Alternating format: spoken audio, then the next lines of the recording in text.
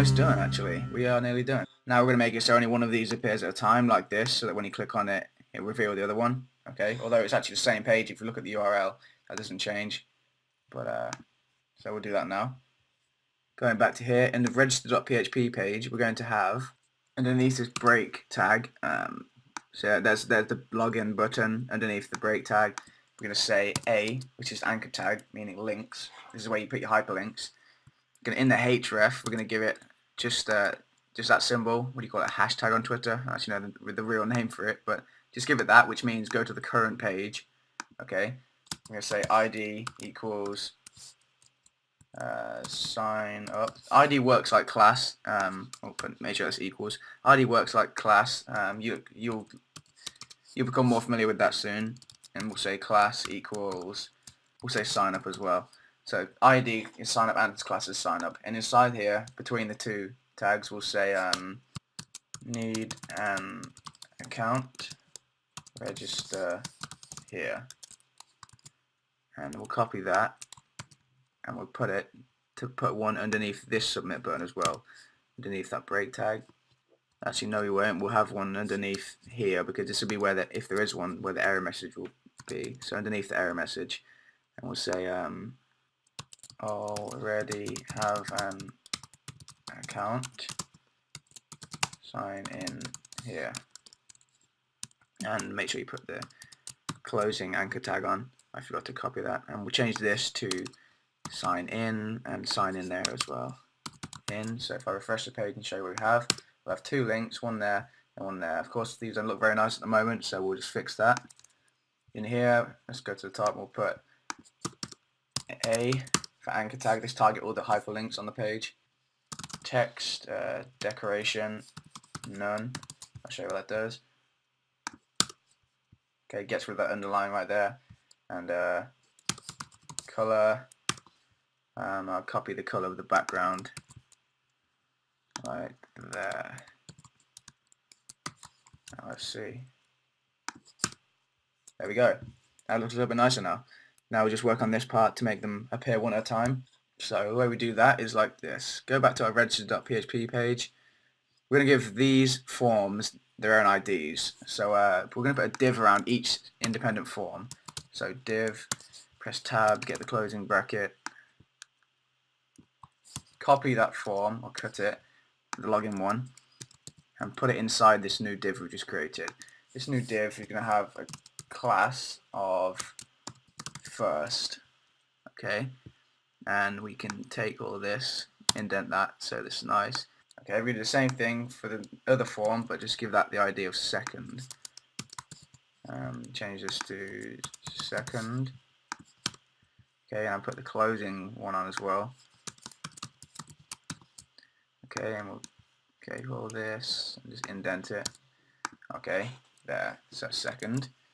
Okay, we're done with that page. Let's go back to style.css. At the bottom we'll say dot second, which is the sign up form. We'll say display none. Now this should hide that. We're going to use a bit of jQuery for this, but first we need to actually add jQuery to our website. So Google jQuery link, hosted libraries, the top link, then scroll down and click jQuery, and that'll come up to this part here. You can just take this one, just copy that exactly how it appears there, and all you do, really simple, just put it up into your underneath link right there in the head section of register.php. So that's jQuery added now. But we also want to make our own JavaScript file. So what we do, inside this assets folder, we're going to make a new folder called JS, just JavaScript. Inside there, this is where we're going to save this new file. So new file, save it, and we're going to save it as in assets JS register.js. Okay, inside the JS folder. Now we're going to link this to it. Script, text JavaScript. We don't need that actually. We can just say src equals this is source, and we give it the assets /js /register.js, just like that. Sorted. Now we go back to this, and this is where we can write our jQuery code. Now we go back to this, and this is where we can write our jQuery code. A lot of you might not have used jQuery before, but we'll be using it throughout this course, so you'll probably become more familiar with it by the end of this. Just try and follow along.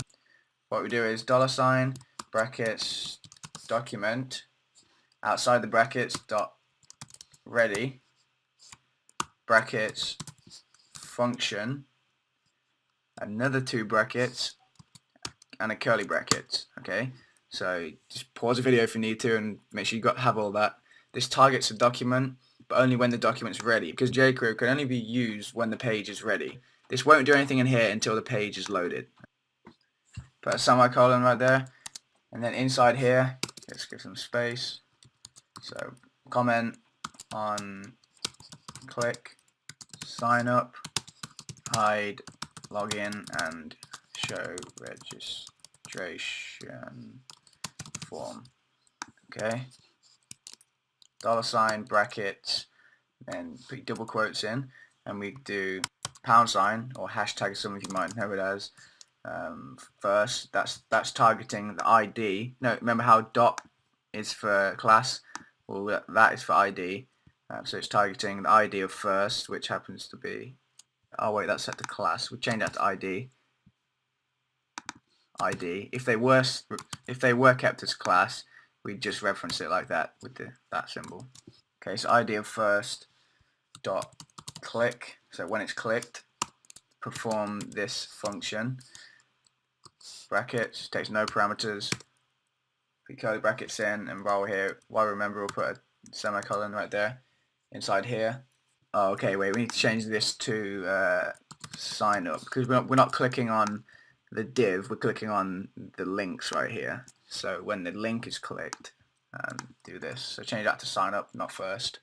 Now we'll do one with first. We'll say $ brackets, double quotes, £, first dot slide up with a capital U, double quotes, slow, and the second parameter is function, brackets, curly brackets, put a semicolon right there, and we'd say $ brackets, second, so targeting the other div, dot slide down with capital D, brackets, slow, just like that. Okay, and now we can just copy this, and we'll just put that below again and just change it appropriately. Side registration form and show login. This will be sign in. Change this to second, change this to first, and that should be good. Now if we go back to the page, refresh it. Oh, okay, yeah, we need to go back to our CSS and just change this to a £, because remember we just changed it from class to ID. Now it'll be good.